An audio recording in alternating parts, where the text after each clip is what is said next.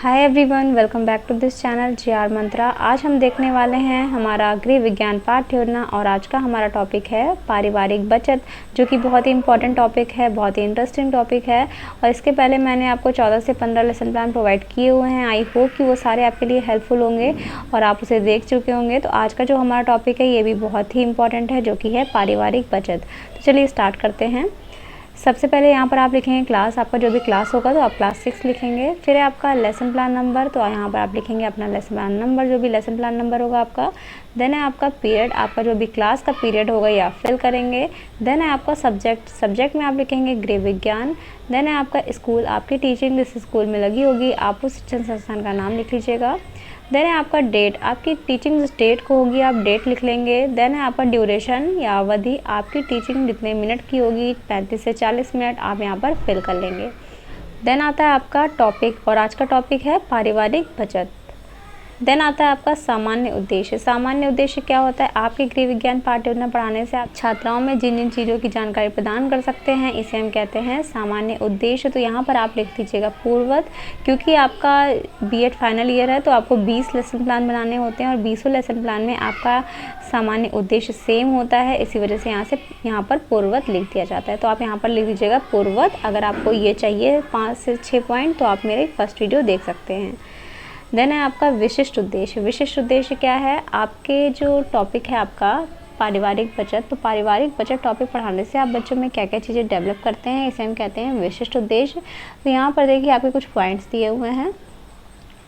सभी छात्राएं पारिवारिक बचत के बारे में जान सकेंगी, पारिवारिक बचत को समझकर उसे अपने जीवन में उतार सकेंगी, पारिवारिक बचत का महत्व जान सकेंगे। तो ये हो गए 3 पॉइंट्स। देन आता है आपका शिक्षण सहायक सामग्री मीन्स टीचिंग एड्स। आपके जो आपका टॉपिक है पारिवारिक बचत, जब आप ये पढ़ा रहे होंगे तो जो जो चीज़ें आपको हेल्प कर रही होंगी टीचिंग में, जैसे चौक, डस्टर, लपेट, श्यामपट्ट, पॉइंटर एक्सेट्रा, कोई आप चार्ट ले गए हैं पारिवारिक बचत का, कोई आप स्ट्रक्चर बता रहे हैं तो उसके लिए कोई चार्ट ले गए हैं, तो ये सारी चीज़ें इसमें हो जाती हैं आपकी शिक्षण सहायक सामग्री में। देन है आपका पूर्व ज्ञान। पूर्व ज्ञान क्या होता है? आपका कोई भी टॉपिक है तो आप बच्चों को हमेशा उनके पूर्व ज्ञान से संबंधित करते हैं ताकि बच्चों को आप अच्छे से समझा सकें, बच्चे अच्छे से समझ सकें जो आपका वर्तमान टॉपिक है वो। तो यहाँ पर देखिए आप एक्सपेक्ट कर रहे हैं कि बच्चे कुछ ना कुछ पारिवारिक बचत के बारे में जानकारी रखते होंगे। देन है आपका इंट्रोडक्शन मीन्स प्रस्तावना। ये क्या होता है?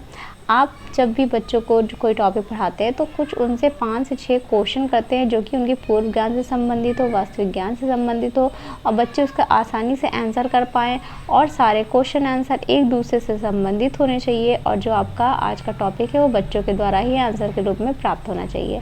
तो ऐसे आप कुछ क्वेश्चन बनाएंगे। तो यहाँ पर देखिए आपका लास्ट में है शिक्षण विधि। शिक्षण विधि में यहाँ पर आप लिख लीजिएगा प्रश्नोत्तर विधि, क्योंकि जब आप क्वेश्चन कर रहे होते हैं बच्चे इसका आंसर कर रहे होते हैं तो आप दोनों के बीच अंतर क्रिया होती है। ठीक, तो यहाँ पर आप लिख लीजिएगा प्रश्नोत्तर विधि या क्वेश्चन आंसर मेथड। तो देखिए आपका क्वेश्चन होगा आप कहाँ रहते हैं? तो बच्चे कहेंगे परिवार में। इसके बाद आपका क्वेश्चन होगा परिवार में आपके साथ कौन कौन रहते हैं? तो बच्चे कहेंगे माता पिता, भाई बहन, चाचा चाची। इस तरह से जो भी बच्चों का आंसर होगा आप रिसीव करेंगे। नेक्स्ट है मम्मी पापा जब आपको पैसे देते हैं तो उसे आप घर में कहाँ रखते हैं? तो बच्चे कहेंगे गुल्लक में। अब आपका नेक्स्ट क्वेश्चन होगा गुल्लक में जो पैसे आप रखते हैं उसे क्या कहा जाता है? तो बच्चे कहेंगे बचत मीन्स सेविंग्स करते हैं। ठीक है, तो आपका आगे है क्वेश्चन पारिवारिक बचत के बारे में आप क्या जानते हैं? तो यहाँ पर समस्यात्मक आ जाएगा, बच्चे आंसर नहीं कर पाएंगे। तो आप आगे बोलेंगे उद्देश्य कथन। बच्चों आज हम पारिवारिक बचत के बारे में विस्तार पूर्वक अध्ययन करेंगे। नेक्स्ट है हमारा प्रस्तुतिकरण। नेक्स्ट पेज पे हमारा क्या टॉपिक है, क्या हेडिंग है? प्रस्तुतिकरण में प्रेजेंटेशन। यहाँ से ये स्टार्ट होता है कि आप किस तरीके से बच्चों के सामने अपने इस टॉपिक को प्रेजेंट करते हैं, किस तरीके से आप बच्चों को खंडों खंडों में डिवाइड करके अपने इस टॉपिक को बच्चों को पढ़ाते हैं। तो ये सारी चीज़ें यहाँ से स्टार्ट होती है। तो देखिए इसमें आपके कुछ कॉलम्स दिए हुए हैं। इसमें है serial number, teaching point, प्यूपिल teacher activity, student activities, teaching method, evaluation and black board work. ये क्या होता है? सीरियल नंबर में आप जितने भी पार्ट्स में डिवाइड करेंगे अपने इस टॉपिक को, इसे हम कहते हैं सीरियल नंबर। नेक्स्ट है आपका शिक्षण बिंदु मीन्स अपने इस टॉपिक को आप कितने शिक्षण बिंदुओं में कितने पार्ट्स में डिवाइड करके बच्चों को क्या करेंगे, टीच करेंगे और उसके बाद आप आगे देख ही रहे क्या लिखा हुआ है, तो अभी मैं आगे बता देती हूँ। तो यहाँ पर देखिए आप लिखेंगे सेल नंबर 1, फिर आपका शिक्षण बिंदु में आप लिखेंगे बचत का अर्थ एवं परिभाषा। आप सबसे पहले बचत का अर्थ बताएंगे और उसकी परिभाषा बताएंगे। तो यहाँ पर देखिए आप सबसे पहले विकासात्मक प्रश्न पूछते हैं, बचत का अर्थ क्या है, तो बच्चे आंसर नहीं कर पाएंगे। अब आप स्पष्टीकरण विधि के द्वारा आप क्या करेंगे, स्पष्टीकरण देंगे, मीन्स एक्सप्लेन करेंगे।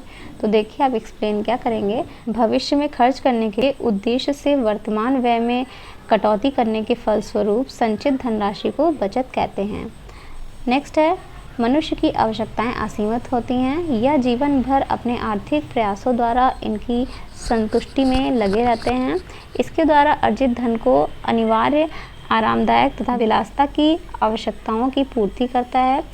इसके बाद जो धनराशि शेष बचती है उसे बचत कहते हैं। बचत अपने आप नहीं होती, अपितु बचत परिवार के सदस्यों द्वारा अपने खर्च को नियंत्रित करके की जाती है। सभी परिवार या व्यक्ति बचत नहीं कर पाते, केवल वही लोग बचत कर पाते हैं जो अपनी आर्थिक योजना अत्यंत सावधानी से बनाते हैं।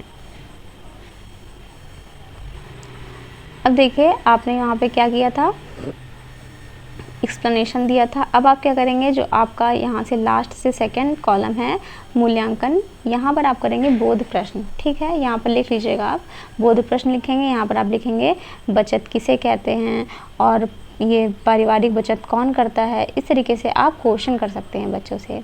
ठीक, अब देखिए आगे है आपका शिक्षण बिंदु सेकंड। शिक्षण बिंदु सेकंड में आप लिखेंगे बचत के प्रकार। आप बताएंगे कि बचत के कितने प्रकार होते हैं।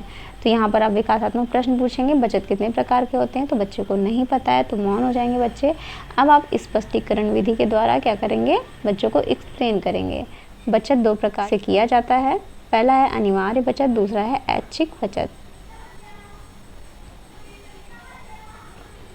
अनिवार्य बचत क्या है, नौकरी करने वाले व्यक्तियों पर सरकार कुछ अनिवार्य बचत योजना लागू करती है। इसके अंतर्गत अपने वेतन से हर महीने कुछ कटौती वेतन में सरकार करती है। इसके बाद है आपका देखिए जैसे, इसमें क्या क्या जैसे हो जाएगा, भविष्य निधि। ठीक, जो आपका पीएफ कटता है, जो भविष्य निधि होती है। ये देखिए प्रोविडेंट फंड। इस योजना में सरकारी तथा अर्ध सरकारी नौकरी करने वाले व्यक्ति के वेतन से 10% कटौती की जाती है। अब है ऐच्छिक बचत क्या है, अपनी इच्छा से बचत करना ऐच्छिक बचत कहलाता है। जैसे सामूहिक बीमा योजना, इस योजना में सरकारी तथा अर्ध सरकारी एवं सरकार के नियंत्रणाधीन व्यक्तियों के वेतन से प्रतिमाह कुछ धन कटौती कर ली जाती है। बाद में मृत्यु के समय इसका लाभ उठाते हैं। मृत्यु होने वाले व्यक्ति के उत्तराधिकारी मीन्स जो नॉमिनी होता है व्यक्ति को इस धन को दे दिया जाता है। अब है आपका बोध प्रश्न। बोध प्रश्न आप क्या करेंगे, जो अभी आप एक्सप्लेन किए हैं उसमें से क्वेश्चन करेंगे। बचत किस उद्देश्य से की जाती है, मनुष्य की आवश्यकताएं कैसी होती हैं, कैसा परिवार बचत करवाता है, बचत कितने प्रकार की होती है, यहाँ पर बचत कितने प्रकार से की जाती है। तो ये हो गए आपके कुछ क्वेश्चन। इसके बाद है आपका शामपट्ट कार्य और निरीक्षण कार्य। आप जब भी बच्चों को कोई चीज़ एक्सप्लेन कर रहे होंगे, जैसे कि आप बचत के बारे में बता रहे हैं, तो आप उसकी डिफिनीशन बताएंगे क्या है बचत। इसके बाद आप बचत के प्रकार बताएंगे कि ठीक है कितने प्रकार से हैं, कैसे कैसे आप बचत कर रहे हैं, ये सारी चीज़ें आप यहाँ पर लिखेंगे। तो ये देखिए आपका है शामपट्ट एवं निरीक्षण कार्य। छात्राध्यापिका छात्रों को अपनी अपनी अभ्यास पुस्तिका में शामपट्ट कार्य उतारने का निर्देश देकर स्वयं घूम घूम कर कक्षा का निरीक्षण करती हैं कि सारे बच्चे लिख रहे हैं या नहीं। अब देखिए आपका है ब्लैक बोर्ड वर्क। आप ब्लैक बोर्ड वर्क देख लीजिए यहाँ से, ये आप लोग को कैसे लिखना है। आप सबसे पहले बताएंगे, देखिए बचत के प्रकार बताएंगे, इसके बाद बचत के लाभ बताएंगे कि इसके लाभ क्या हैं। तो ये सारी चीज़ें हो जाती हैं आपकी। इसके बाद देखिए आपका है पुनरावृत्ति के प्रश्न। आपने अभी तक जितना भी पढ़ाया है बच्चों को, उसमें से कुछ क्वेश्चन करते हैं, बच्चों को इवैल्यूएट करते हैं, मीन्स मूल्यांकन करते हैं। तो देखिए बचत कितने प्रकार से की जाती है, परिवार की आवश्यकताएँ कैसी होती हैं, ऐच्छिक बचत किसे कहते हैं, ऐच्छिक बचत में कौन कौन सी संस्था रहती है। तो ये हो गया आपके कुछ क्वेश्चन। अब आप देखेंगे आपको आगे दिख रहा है गृह कार्य मीन्स होम असाइनमेंट। आप बच्चों को होमवर्क दे देंगे, पारिवारिक बचत के बारे में विस्तार से लिख कर ले आएंगे। तो ये हो गया हमारा ये लेसन प्लान एंड। हमारा नेक्स्ट टॉपिक होगा विटामिन। तो हम देखेंगे आगे विटामिन पे।